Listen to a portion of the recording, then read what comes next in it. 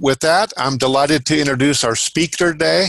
One reason I love working with businesses and startups and entrepreneurs is that everyone is different, and they cover the gambit, and a lot of them are some of them are very common businesses like insurance or whatever you can think of that's just a common business. Others are more uncommon, and Jeff's business falls into that category. I've known Jeff and his family from Crete for a long time.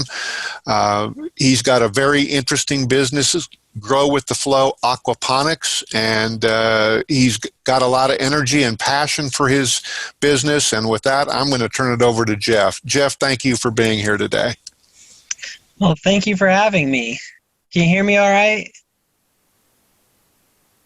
All right, well, my name is Jeff Jirovec. I own Grow with the Flow Aquaponics. We're an aquaponic farm that cultivates a variety of produce, cut flowers, and live plants.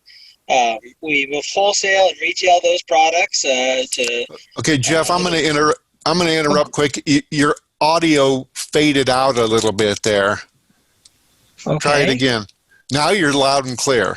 Let me roll my window. Yeah, now you're not so loud and clear. Okay, is this better? Yes, it is. Okay. Sorry about that. I'm currently in my car. I had a little problem at the farm today, but my name is Jeff Jirovec. I own Grow with the Flow Aquaponics. We're an aquaponic farm that cultivates a variety of produce, cut flowers, and live plants, and we use aquaponics to help us do that. For those of you who don't know, aquaponics is the cultivation of fish and plants together in a symbiotic system where we use fish waste as fertilizer to fertilize and irrigate our plants. Our plants act as like a filter, removing that waste nutrient from the water for the fish, and together they help each other grow. We sell these products both wholesale and retail to other businesses and people in the surrounding communities. When I started the business, a little background, I never had like a agricultural upbringing or even an education for that matter. It started like years ago where I had a friend who told me about aquaponics, and I thought it was kind of cool. You're kind of like, maintaining this little ecosystem. So I started a small system in my backyard. I did that several years ago, growing a lot of like produce and stuff like that. Had a bit of success with it, and it was a point where I was giving away a lot of stuff to my neighbors that it kind of dawned on me that hey, this could be a scalable business.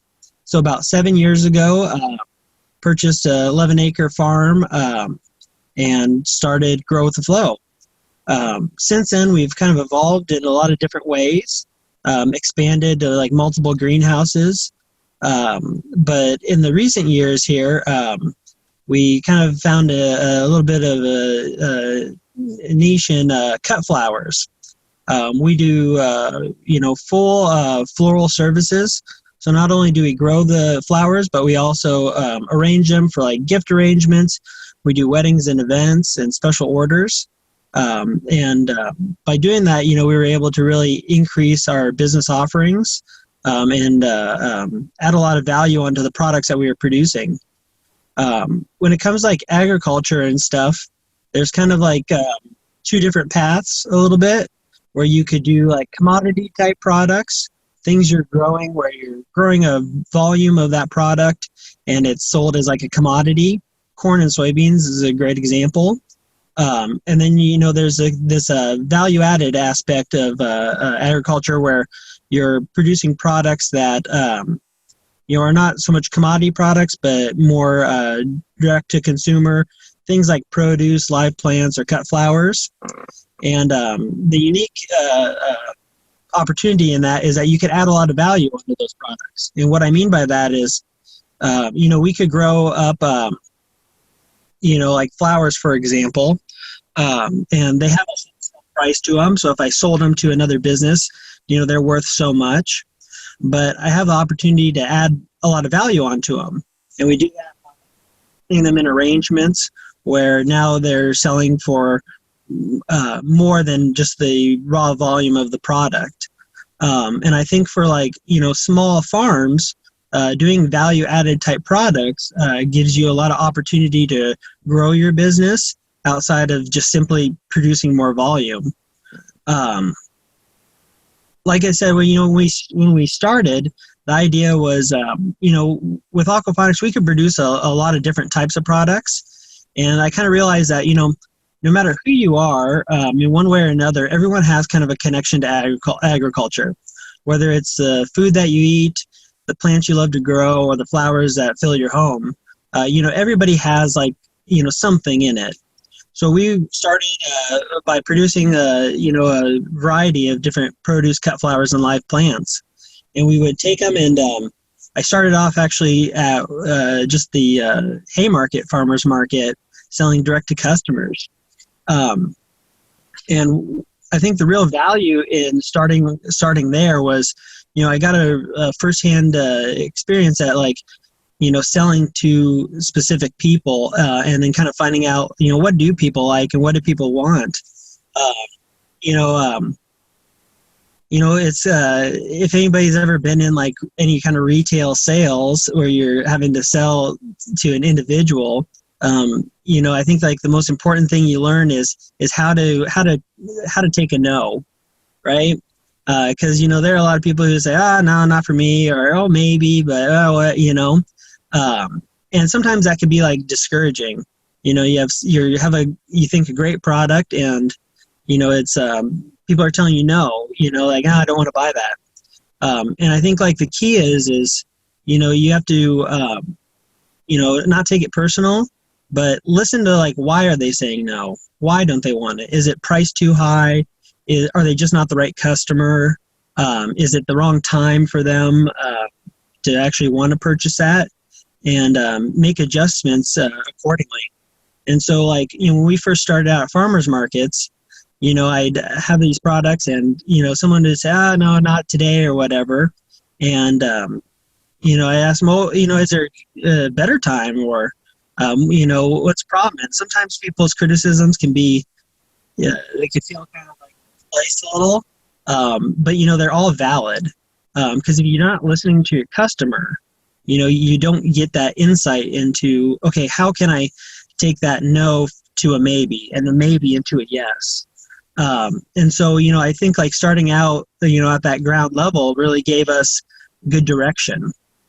From that, we started kind of focusing on, okay, a good example was, when we grew tomatoes, we were, people, at the grocery store are always looking for, red tomatoes. It's kind of a standard thing. And we started introducing some different varieties and stuff. And we found that, selling heirloom tomatoes worked out a lot better than just your standard kind of hybrid varieties. Mostly because, those heirlooms are really hard to find in grocery stores. They also have a lot more flavor, and they're way more unique. So, seeing that, I have these two different tomatoes on the stand, and everybody wants to buy these heirlooms, tells me that, next year, I should start a lot more heirlooms and sell that, because it's a more unique product for us. And, at that, farmer's market setting, people want to find something unique, right? And so, it was a lot of listening to people, kind of give their opinions, and watching their purchase habits that gave us a lot of insight into where we should go now.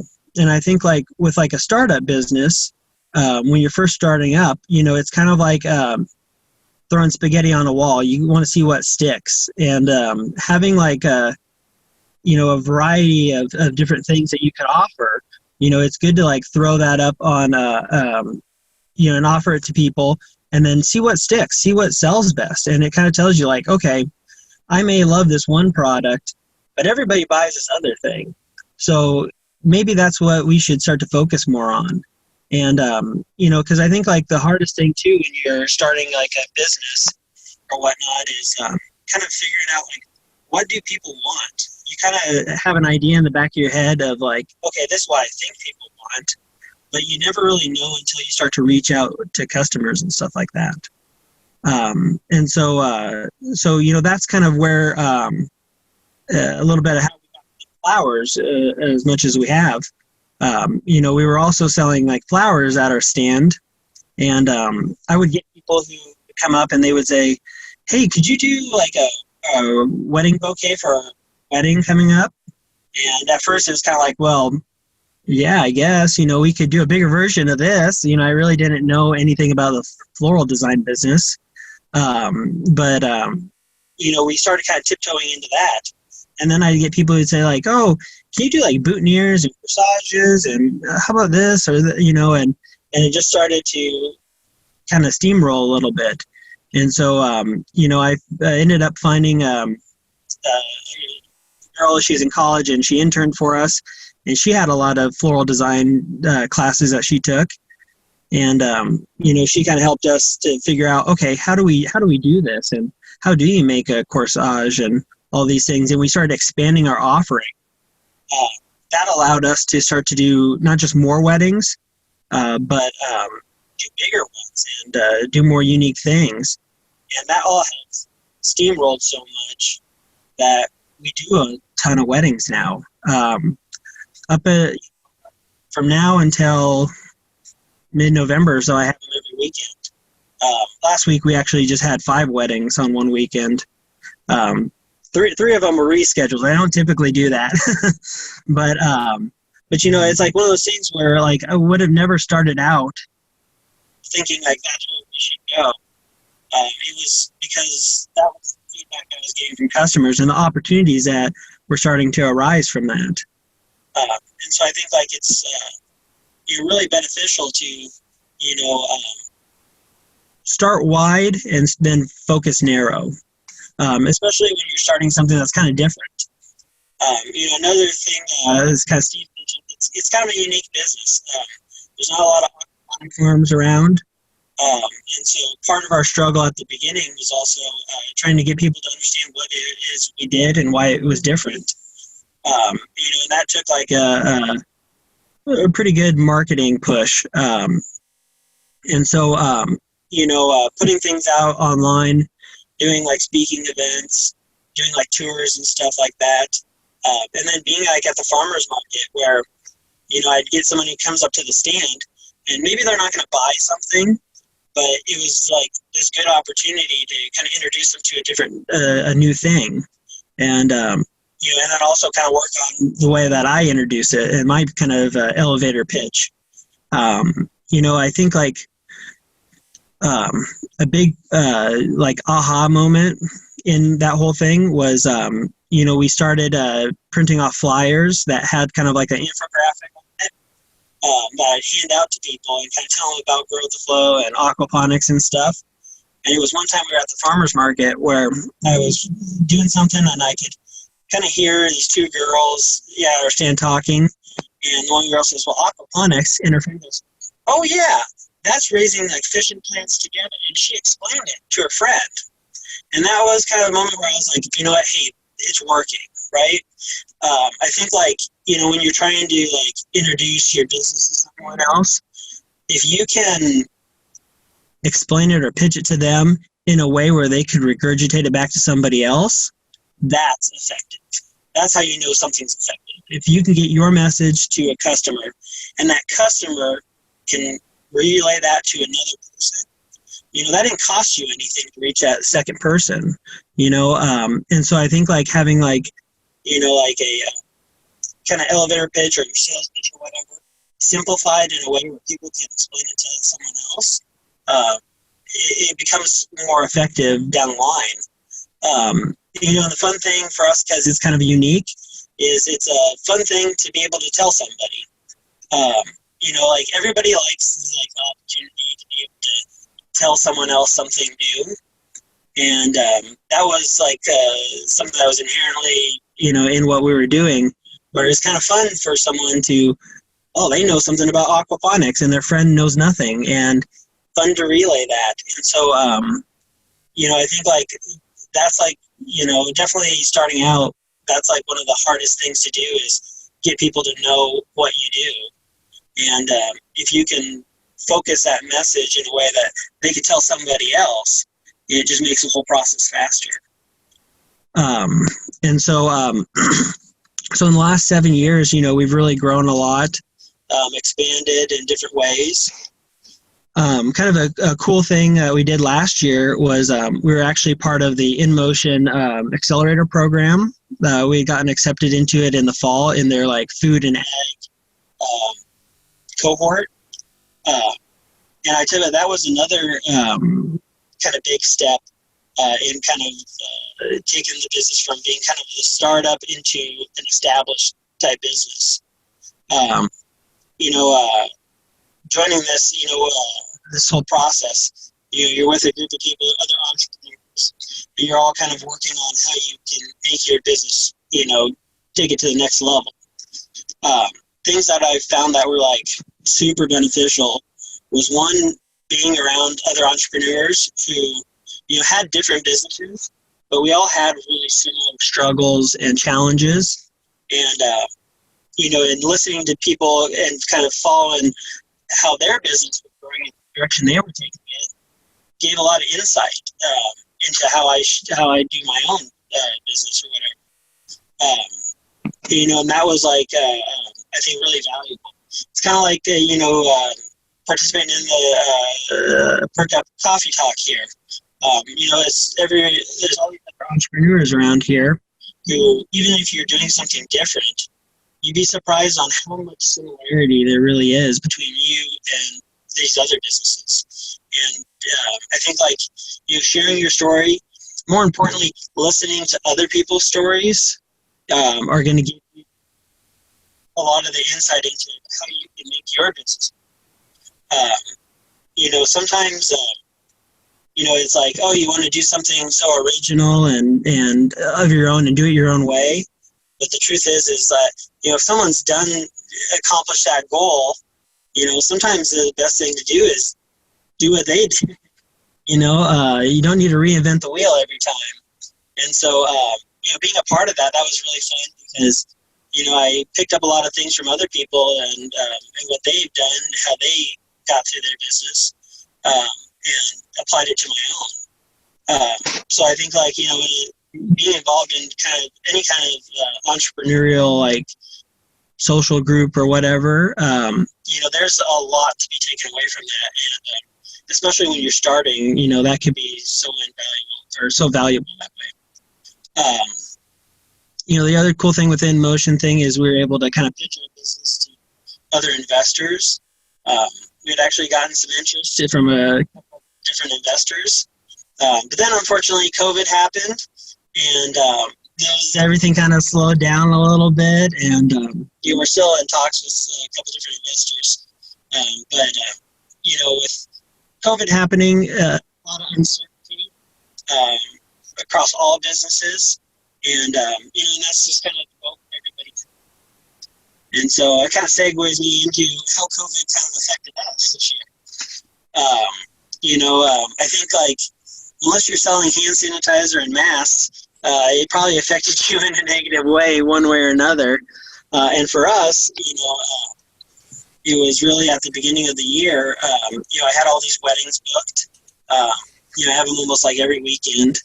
And, starting in March and April or so, I started getting calls from people who are, we're postponing, or we're, going to do this fall, or maybe we're going to do it next year.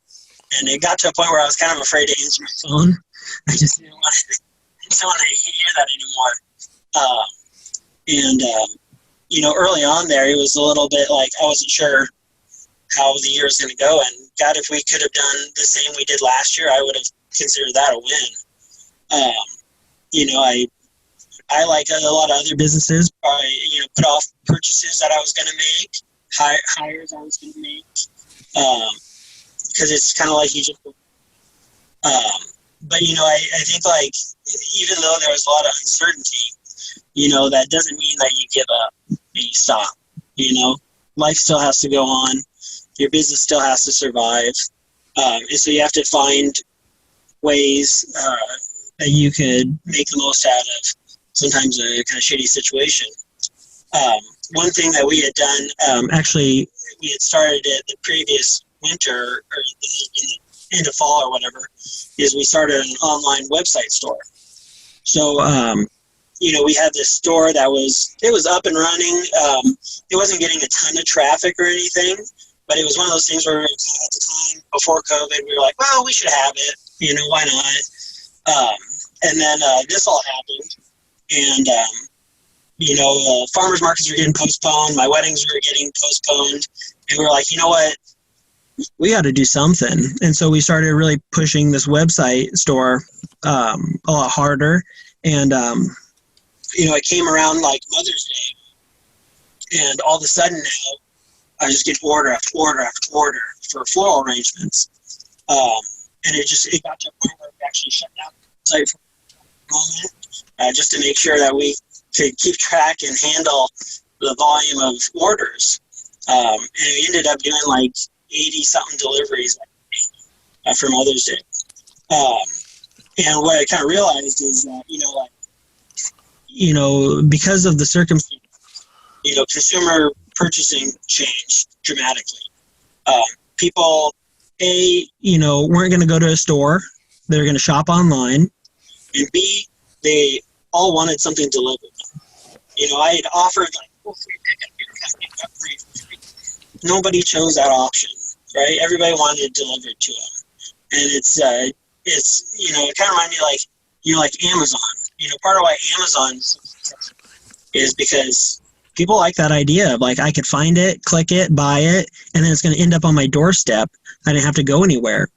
Whether that's because people are, lazy, don't want to go pick something up, or because it's just simply more convenient. You can't leave your home, you're quarantined. That was huge, and that really helped us get through that spring, by having that option. And I think that, going forward, if there's any way you can bring your business online and have an online presence, that's going to be a trend going forward. It's I was doing with my wife, I said, anytime we've ever ordered food, at the very least, I'd go pick it up. But once COVID started happening, he was like, oh man, delivering, that was pretty easy. And she liked that when she did it. And I think that's definitely a trend going forward is, people wanting to find you online. And so, having an online presence is almost kind of essential now. Along those lines, and kind of with marketing and stuff, we had gotten into these weddings and everything, and it's about, booking more weddings. I used to advertise for wedding services in a wedding magazine, and, I never ever had to reference us because they found us in that magazine. And I kind of thought, why am I doing this or whatever? Well, it's the online website was working, social media is not bad, and everything. And so, we started actually advertising with this website. It's called The Knot Wedding Wire. It's like a wedding planning service or whatever. And so we started advertising that. Now I get 3 or 4 inquiries a week at least from brides planning their wedding. And what I realized is maybe in the past, brides would go through print magazines, look for ideas or whatever. Now, everybody does it online, and being associated with this website, that's what that website's for. It's for planning services. And being on that has dramatically increased the number of inquiries that we get for that service. And it's, again, an example of, consumer behavior moving from, traditional print exposure and brick and mortar shopping to all online planning, ordering, and everything. And so, it worked out really well for us. And actually this year, despite COVID and everything, you're probably going to end up 30 or 40%, increase in revenue this year. And it's little simple things. So, that would be the one thing I would say, to any entrepreneur, trying to figure out how they're going to navigate is that, moving online is is what you want to do. Because I think that, it's going to be that thing that pushes consumers. I always say like two things that influence consumers the most is price and convenience. If you're not affordable, they're not going to pay attention. If you're not convenient, they certainly aren't going to pay attention. And how convenient is it to go online, Google something, find it, buy it? That's the way it is. And so that's kind of our story a little bit, and where we are now. And I guess I could leave it up for questions or. Yeah, Jeff, we've got a couple of questions that were submitted here in the chat. From Monty, in addition to fish, do you grow food products? We have a kitchen on O Street, and I'm wondering if you have a need for farm-to-table distribution. Yeah, so we do grow like produce and stuff like that. It's largely become like direct to consumer. The thing with like produce and stuff, a lot of it is a volume game. You got to produce a large volume of it to get into grocery stores or restaurants and have it consistently. What we've kind of found out was with what we're doing with the flowers, there's a lot more revenue generated off of that, mostly because we can add value onto it, by doing the arrangements and stuff like that. One kind of interesting thing was, even though we're kind of moving with the flowers right now, that's not our only plan. Going through that In Motion program, the business I was pitching or whatever was actually a separate farm that was going to be in Lincoln, that we were going to produce lettuce heads and do it on a scale where we could do it all year long and have volume product where we could do 8,000 heads a week at least, and that was the business that I was pitching through that program that we had a couple investors interested in. I totally think it still would work. It's just COVID came around and that kind of spooked everybody. Because investing in agriculture, there's high infrastructure cost. But the beauty of it is that it pays for itself every year, and aside from the initial infrastructure cost, the operational costs going forward are really minimal, especially with an aquaponic type system. And so in the future, we'd like to expand the business through growing more produce. It's just in the short term here, we really are focused on the flowers. Okay. Thank you. Next question comes from Jody. Do you grow and sell the fish to the local restaurants? And have you considered selling the fish water / waste to gardeners? It makes great fertilizer. Yeah, absolutely. So we don't actually sell the fish. We raise a common goldfish that we just use for the waste nutrient they provide. Getting into fish is a little tricky, mostly because there's not a lot of fish processors in the area. And so when I was starting this business, it was one thing where it's originally we were we could sell fish too and everything, and then you start to realize oh man, I'm gonna have to process these, and I'm gonna need a processing building and a commercial kitchen for it and separate employees for it.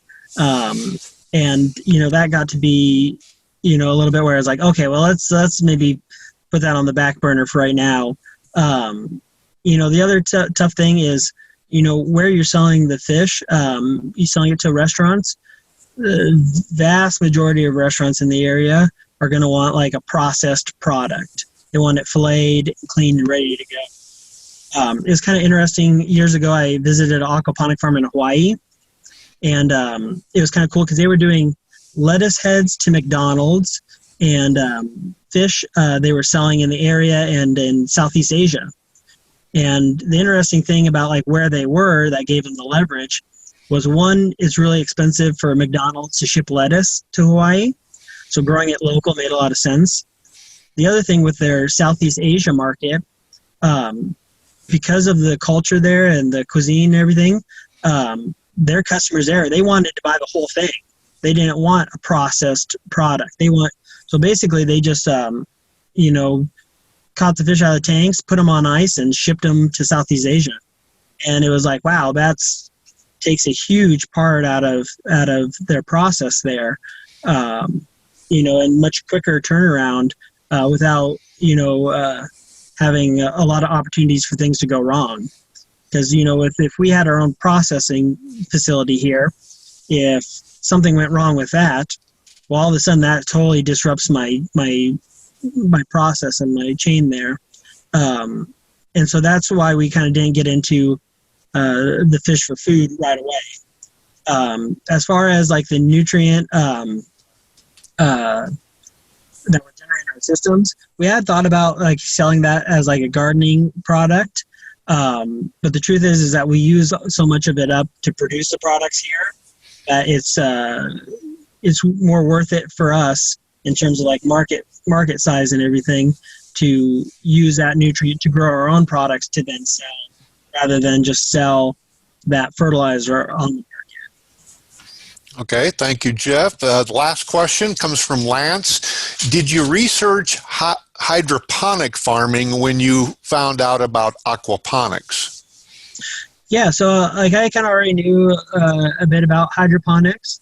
The big difference with aquaponics and hydroponics is you're adding like, synthetic nutrients into your reservoir, your system. It's something where you're controlling every aspect of that environment. So it takes a lot of monitoring equipment to measure pH levels, parts per million, things like that. And aquaponics is a little different because it's an all-natural system. It's all being like run and facilitated by the organisms involved. So the fish are creating the waste. The beneficial bacteria are converting that from waste to nutrient. The plants are absorbing that nutrient and filtering the water for the fish so the fish can continue. And it's this all-natural ecosystem that's running itself. We wanted to kind of skew towards like the organic, all-natural market, and using aquaponics played into that a lot longer than hydroponics. I kind of always compare hydroponics and aquaponics. It's like hydroponics is like a one-man band. You got a drama and you're playing the harmonica and cymbals all over the place, and you're banging everything, right? Aquaponics is more like conducting a symphony, right? I have my string section, my brass, my drums, and my job is to make sure they all play in harmony together. I'm not actually playing any of the instruments at all. I'm just keeping everything staying in harmony. And so there's some benefits to it. But as far as like how we wanted to build the business and everything, aquaponics was really the thing we wanted to focus on. Okay, we do have one more question, and then we'll call it good for today, and I'll let you get back to your well. Are you able to grow year-round? And that comes from Griffin. Yes. And inside, yeah. We do grow year-round. So we have a couple different greenhouses that run year-round, and some systems in them that, run throughout the year. Our product offering like switches a little bit during those times. We do a lot of like a lot of leafy green type stuff during the winter. The toughest thing with like producing things in the winter months is that you're not able to take as much advantage of the natural daylight as you are in the middle of the summer. And for some plants, they need like the more intense light and the longer day to actually bloom. So without artificial lighting, it's really hard to produce like things like tomatoes year round. But like lettuces, cabbages, kales, herbs, things like that, you could produce year round, no problem. Okay, that was terrific, Jeff. I really appreciate you donating your time to us today and educating us on aquaponics and your very interesting business. Wish you the best of luck as you move forward. I hope you get your well fixed. And thank you so much. And I'd like to thank everybody that attended Perk Up today. Thank you for your time. Thank you for spending time with us. If you are not part of our regular email list that announces the weekly speaker, visit our website and you can sign up for our email newsletter that tells you who the speaker is each week. And I will tell you that next week we'll be joined by Charlie Colon with Chick-fil-A. And Chick-fil-A is a very interesting business. Probably unsurpassed on the customer service side of things. So join us next week for his remarks. And we are looking for other Perk Up speakers. So if you have a desire to talk to this group and get your message out, contact me and we'd love to add you to the speaker lineup. Again, thank you for joining us today and we hope to see you all next week.